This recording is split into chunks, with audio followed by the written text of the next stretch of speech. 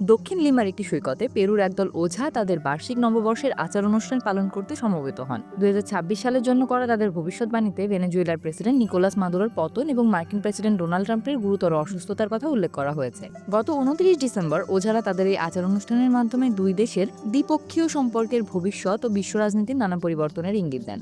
রঙিন ঐতিহ্যবাহী পোশাকে সজ্জিত হয়ে বেশ কয়েকজন ওঝা এবং আধ্যাত্মিক চিকিৎসক চৈলত জেলার আগুয়া দুলসে সৈকতের তীরে এই আচার অনুষ্ঠান পালনের জন্য সমবেত হন। সেখানে তারা একটি বেদি তৈরি করেন। সেই বেদিতে ট্রাম্প, মাদুরো, রুশ প্রেসিডেন্ট ভ্লাদিমির পুতিন, চীনা প্রেসিডেন্ট শি জিনপিং এবং ইউক্রেনের প্রেসিডেন্ট ভ্লাদিমির জেলেনস্কি সহ বিভিন্ন বিশ্ব নেতাদের ছবি দিয়ে সাজানো ছিল। বেদিটির চারপাশ ঘিরে রাখা হয়েছিল ফুল, কোকাপাতা, মানুষের খুলি এবং জ্বলন্ত ধূপ।